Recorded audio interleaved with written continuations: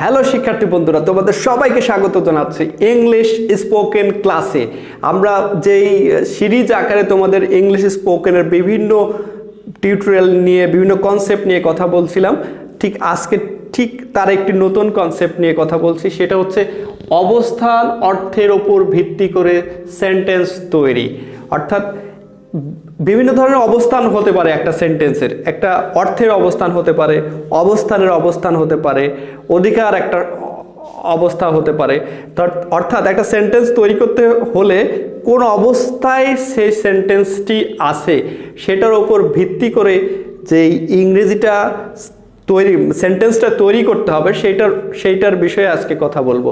দেখো যে এখানে অবস্থান বলেছি, যে একটা অবস্থা বোঝাবে এরকম কিছু বোঝালে অবস্থান অর্থের ওপর ভিত্তি করে যে সেন্টেন্সগুলো তৈরি হবে সেইটার ক্ষেত্রে আমরা দেয়ার ইজ ব্যবহার করতে পারি।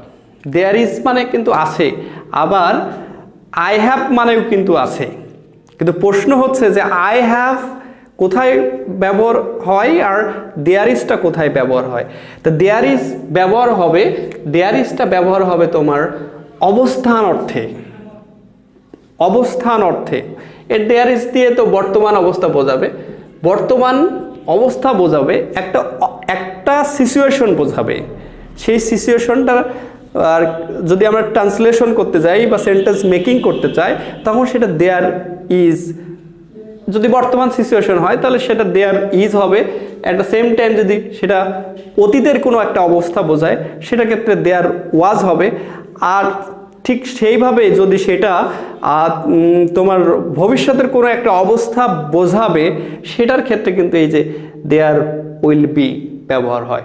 দেয়ার উইল বি, আমরা এখানে যে একটা স্পেস রাখছি, স্পেসের ক্ষেত্রে আমরা যেই সেন্টেন্সটা সহজ অর্থে বলতে পারি সেটা হচ্ছে যে দেয়ার ইজ মানে আছে।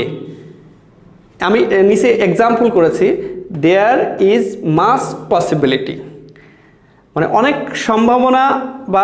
সম্ভাবনা আছে ফর ডেভেলপ অফ বাংলাদেশ। অর্থাৎ বাংলাদেশের উন্নয়নের যথেষ্ট সম্ভাবনা আছে, এইটাকেই বলা হয় একটা অবস্থান।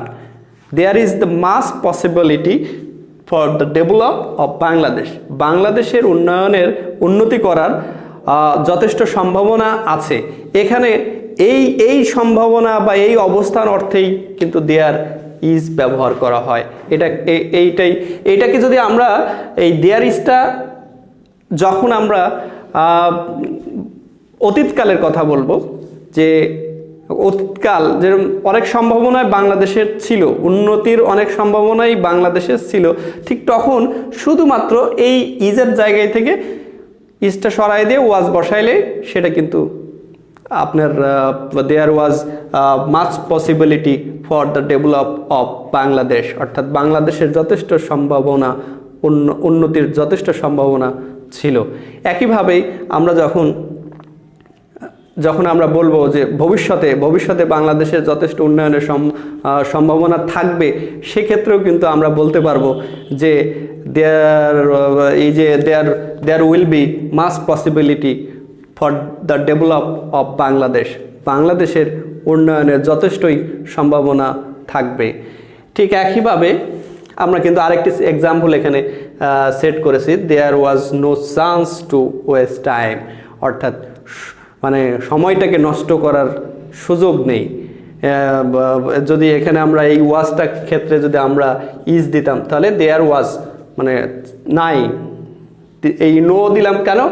প্রত্যেকটা জিনিসে আমরা খেয়াল করতে হবে, দেয়ার ইজ এর পরে আমরা আছে দিয়েছি, এটা যদি ইন্টারগেটিভ করি ইজ দেয়ার অর্থাৎ প্রশ্নবোধক চিহ্ন। ঠিক একইভাবে আমরা এর আগে স্পোকেনের প্রিভিয়াস ক্লাসগুলোতে আমরা দেখিয়েছিলাম যে কিভাবে অতীতকালের ঘটনা, বর্তমানের কালের ঘটনা বা ভবিষ্যতের ঘটনা বলা যেতে পারে এবং একটা সেন্টেন্সটাকে কিভাবে 6টা অ্যাঙ্গেলে করা যায়।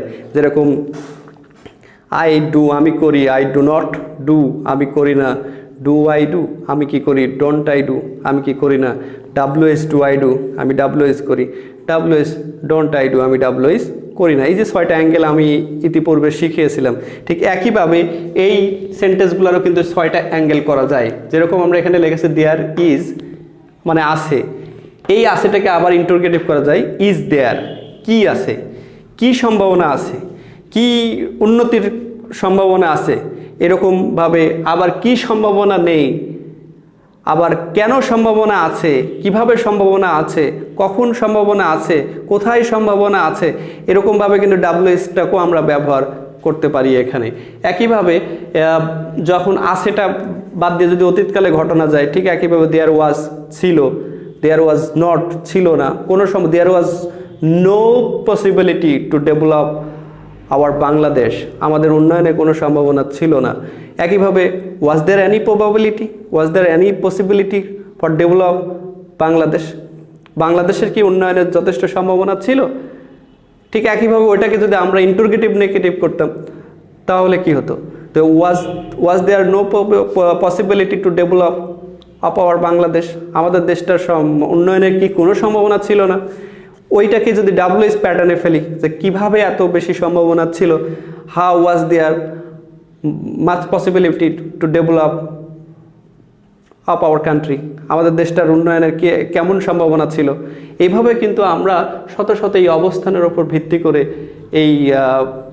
এই ধরনের সেন্টেন্সগুলো তৈরি করতে পারি।